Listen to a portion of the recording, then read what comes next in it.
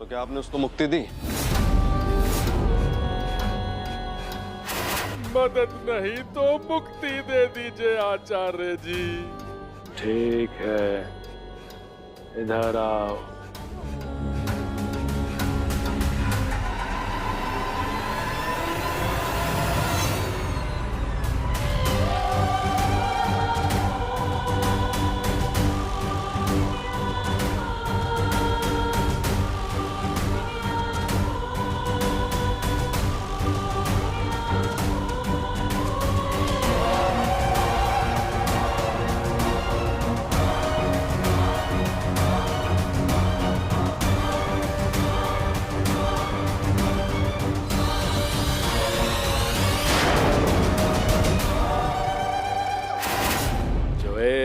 दिव्य कारण है जिसकी वजह से हमारा निर्वासित परपोता इस अवस्था में हमारे पास वापस आया था।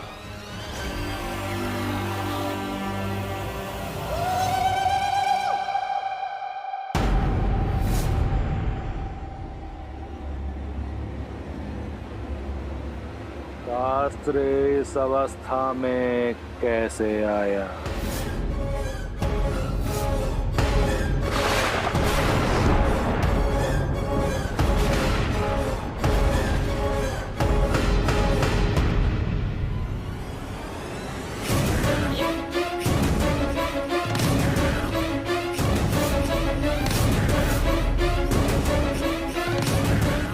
तू पकड़ेगा मुझे शास्त्री?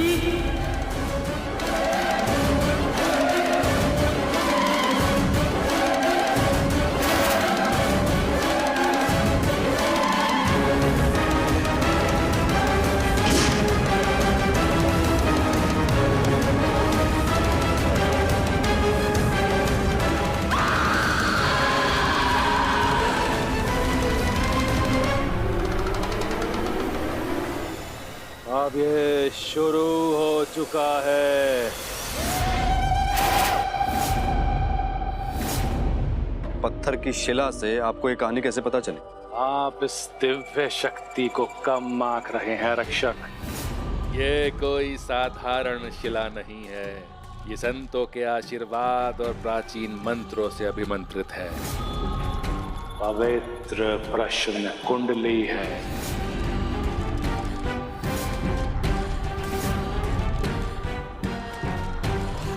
एक मिनट। तो शास्त्री जी, आप ये कहना चाहते हैं कि आपको चंद्रिका के बारे में उस पत्थर की शिला से पता चला? हाँ, हमें हमारे अंतर ज्ञान में उसकी झलक मिली थी। पर पूर्ण रूप से जानने के लिए कि डायन की बेटी का जन्म हो चुका है और उसका शोषण हो रहा है, हमें एक निश्चित जानकारी चाहिए थी। और फिर प्रश्न कुंडली ने हमें बताया कि डायन की बेटी कहाँ छुपी हुई है।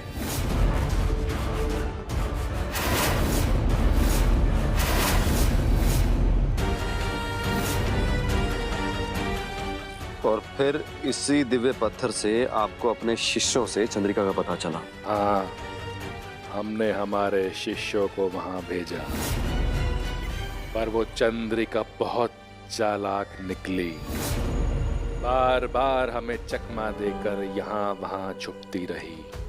पर एक दिन हमारे शिष्यों ने उसे उसके जंगल वाले घर में घेर लिया। वो एक जादुई हथियार से अपनी रक्षा कर रही थी। हमने किसी तरह उसका सुरक्षा कवच तोड़ दिया। तो क्या आपको प्रेतनी मिली? नहीं, उसके मिलने से पहले वहां एक अपरिचित घटना घटी। क्या? आसमान से आग बरसने लगी और वहां उसने सब जला दिया। चंद्रिका प्रेतनी से अलग हो गई और इससे पहले कि हमारे शिष्य उस प्रेतनी को पकड़ पाते, वो वहां से भाग गई। एक सुबह अचानक से मैंने चंद्रिका को अधमरी हालत में एक पगडंडी पे देखा। सर जैसे तैसे करके मैंने इंसानियत के नाते उन्हें अस्पताल पहुंचा दिया। इनकी कहानी का ये हिस्सा टीकू की कहानी से मैच करता है। टीकू को चंद्रिका बहुत बुरी हालत में मिली थी, प्रीतनी वहां से भाग चुकी थी। क्या आपको अब हम पर विश्वास हुआ रक्षक?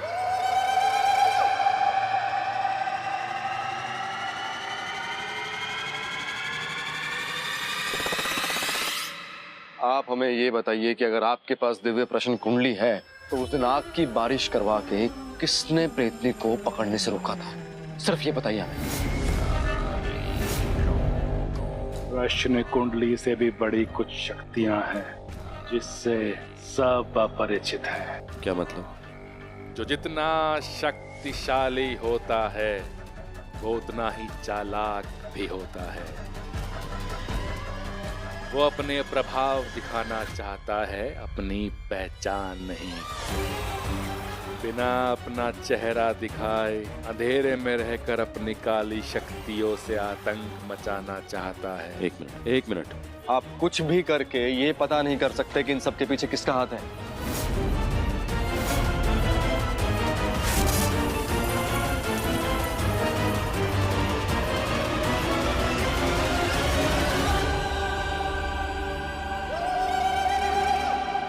पता करने की कोई आवश्यकता नहीं है, क्योंकि हम उसे जानते हैं तब से जब से इस कहानी की शुरुआत हुई थी। कौन है वो? कौन है इन सबके पीछे? रानी इंदुमती।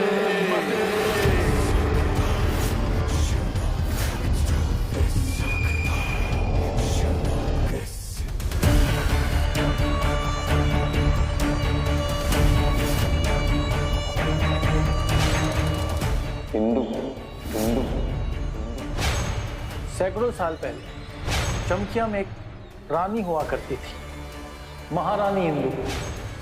कहते हैं कि इंदु जितनी सुंदर और सौम्य थी उतनी दर्दनाक और भयानक उसकी मौत हुई थी। देखो, महारानी इंदुमती सैकड़ों साल पहले मर चुकी है। हमें बेवकूफ मत बनाओ, हमने भी कहानियां सुनी है। क्या सच है बताओ। हाँ, पर कुछ लोगों की मृत्यु उनका अंत नहीं होती, शुरुआत होती है एक नए जन्म की। रानी इंदुमती चमकिया में वापस लौट आई है।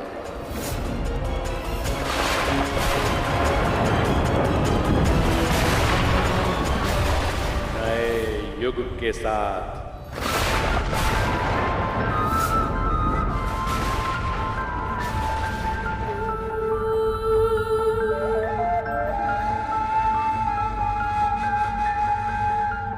और वो इस युग में वो सब लेने आई है जो उससे छीना गया था। और वो इस युग में हर एक इंसान से बदला लेगी जिसने उसके साथ अन्याय किया था। रानी इंदुमती है हर काली शक्ति की जननी।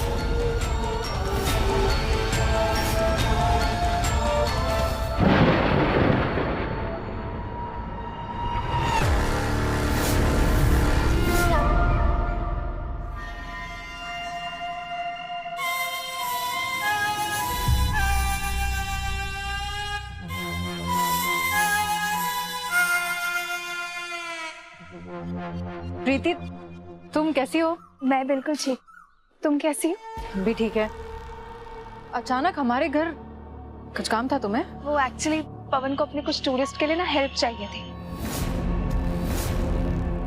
और चाचा जी की भी तबीयत ठीक नहीं थी, इसलिए उनकी जगह मैं आ गई। तुम आई, हमें अच्छा लगा।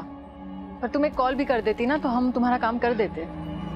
तुमने ऑलरेडी हमारी कितनी हेल्प की है, मेरी फैमिली की, अभिमन्यु की, इसलिए कभी कभी तो हमें तुम्हारे पास खुद आ जानी चाहिए। हमें तो खुद अच्छा लगता है तुम्हारी हेल्प करके।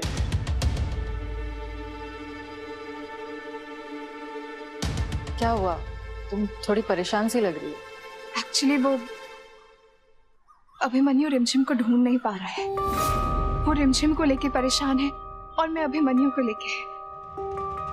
तुम्हें पता है, मुझे ना अभी भी कुछ ठीक सा नहीं लग रहा। अभी भी ऐसा लगता है जैसे कोई बेचैनी अभी भी है, जैसे कोई मनहूस साया अभी भी हमारे आसपास है।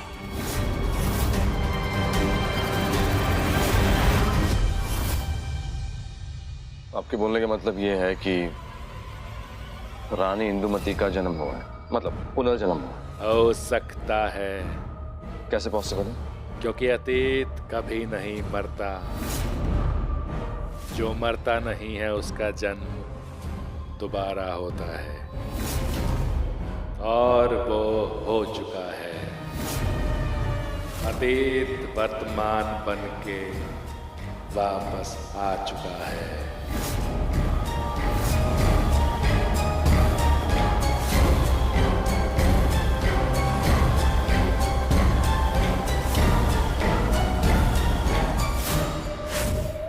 तुम्हें ऐसा क्यों लग रहा है प्रीति? मैंने ना एक बहुत बुरा विजन देखा। कैसा विजन? आई नो, सुनने में बहुत अजीब लगेगा। मैंने देखा एक बहुत बड़ा सांप घने जंगल में है, और वो ना और वो किसी को डस रहा है। प्रीति, हमारी बात सुनो। ऐसे सारे विजन्स तुम्हारी मेंटल हेल्थ के लिए ठीक नहीं है। तुम्हें ये सब के बारे में नहीं सोचना चाहिए। और हमें पता है ना, ये डार्क वर्ल्ड इतना गहरा है कि इसका कोई अंत नहीं है। ये सिर्फ ट्रांसफॉर्म होते जाता है। मेरी तुमसे बस एक ही एडवाइस रहेगी कि तुम इस सब के बारे में सोचना बंद कर दो। तुम्हें सिर्फ अपनी फैमिली के बारे में सोचना है, उसके फ्यूचर के बारे में सोचना है, गांव के नहीं। उसके लिए हम हैं ना। तुम्हारी बात ठीक है। हेलो बिंदु मैम। मैम मैं दरअसल ना नई बुकिंग्स चेक करने के लिए आया था। सो सब देख लिया है, सब अरेंजमेंट्स हो गए हैं। थैंक यू पवन, तुम सही में बहुत अच्छा काम कर रहे हो। Thank you ma'am. तो हम चलते हैं, चलें दी?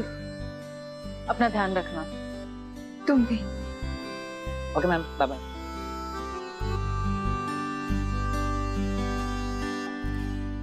ये अभिमन्यु पहले से हमारे रास्ते का कांटा बना हुआ था, और अब ये प्रीति के विजन्स, इसका क्या करें? इंदुमती काली शक्तियों की रानी कैसे हो सकती है? आपने खुद ही बताया कि वो बहुत ही सुंदर, सुशील और संस्कारी रानी थी, और जो एक बार मर चुका है वो दोबारा जन्म क्यों, कैसे? हाँ? जब रक्षक पुनर्जन्म ले सकता है तो रानी इंदुमती वापस क्यों नहीं आ सकती? हमारा पुनर्जन्म, रक्षक, हमारा पुनर्जन्म क्यों होगा? चलो ठीक है, मान लिया, हमने मान लिया कि हमारा पुनर्जन्म हुआ, लेकिन हमारे पुनर्जन्म का इंदुमती के पुनर्जन्म से क्या लेना देना? और जो पिछले जन्म में इतनी अच्छी थी, तो इस जन्म में इतनी बुरी कैसे हो गई? कुछ समझ में नहीं आया हमें। जैसे काली रात का रहस्य जानने के लिए अंधेरे में उतरना पड़ता है, वैसे ही पूरी सच्चाई जानने के लिए पूरी कहानी सुननी पड़ती है। क्या है पूरी कहानी? 200 वर्ष पहले, जब चमकिया चमकेशगढ़ के नाम से जाना जाता था,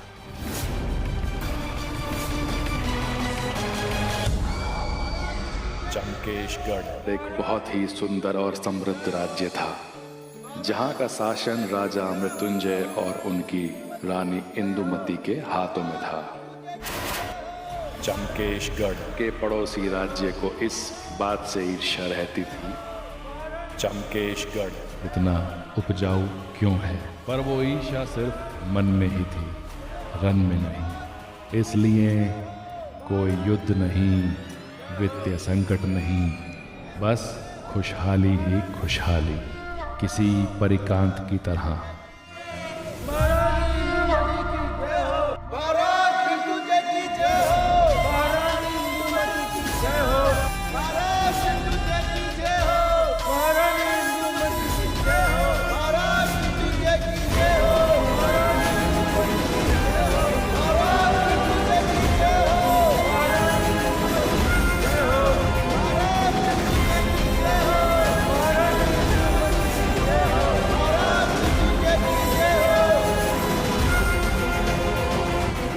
पर जैसे कमल की उत्पत्ति उसके कीचड़ में छुपी होती है, चमकेशगढ़ खुशियों की वजह उसके महल के गुप्त तहखानों में छुपी हुई थी। उस रक्त द्वार के पीछे एक भयानक राक्षसी सत्ता रहती थी, जिसे वहां की सर्वोच्च शक्ति और समृद्धि का कारक माना जाता था, जिसने चमकेशगढ़ को एक स्वप्न लोक बना दिया था। कहने को वो राक्षसी सत्ता वहां कैद थी, लेकिन अगर वो कभी बाहर निकलने में सफल रही तो वो चमकेशगढ़ के विनाश और धरती के अंत का कारण बनेगी। राजा मृत्युंजय को लगा कि जो जैसा है अगर वैसा ही रहेगा तो चमकेशगढ़ हमेशा खुशहाल रहेगा, पर उनकी ये सोच गलत थी। पर इस रहस्य के साथ एक और रहस्य भी था, जिससे राजा और जनता दोनों ज्ञात थे कि रानी इंदुमती मनुष्य नहीं, एक चुड़ैल थी, जिसने राजा को अपनी सुंदरता के जाल में फंसाकर उससे विवाह किया था।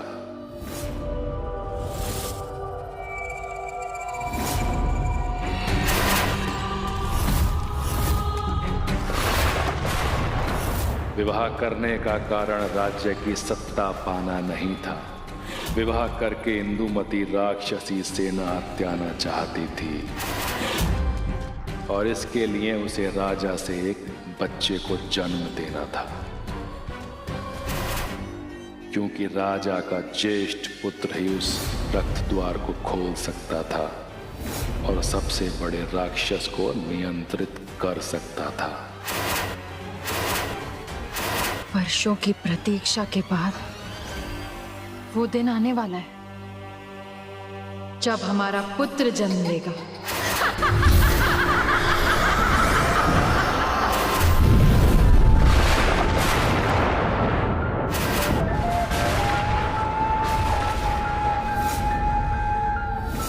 रक्त द्वार को खोलकर हमें अपार शक्तियों की रानी बना देगा। राजा मृत्युंजय अपनी पत्नी के इस रूप से अज्ञात थे, पर वहां कोई था जिसे इंदुमती पर शंका थी, और वो तुम थे रक्षक।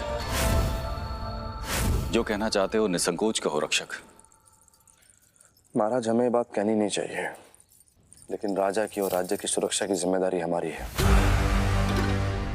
हमारा ये मानना है कि राज्य के आंतरिक मामलों में हमें महारानी के ऊपर ज्यादा भरोसा नहीं करना चाहिए। राज्य के प्रति आपकी निष्ठा हमें अत्यंत प्रिय है, किंतु जितना विश्वास हमें आपकी निष्ठा पर है, उतना ही विश्वास हमें रानी इंदुमती की वफादारी पर भी है।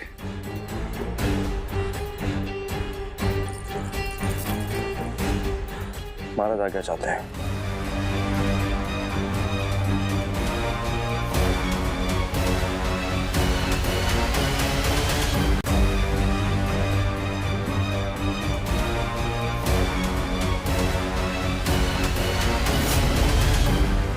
रक्षक, तुम हमारे पति राजा मृत्युंजय को हमारे विरुद्ध करना चाहते हो। जिस दिन हमें वो मिल जाए जो हम चाहते हैं, उसके बाद अनंत काल तक हम तुम्हें तड़पाते रहेंगे।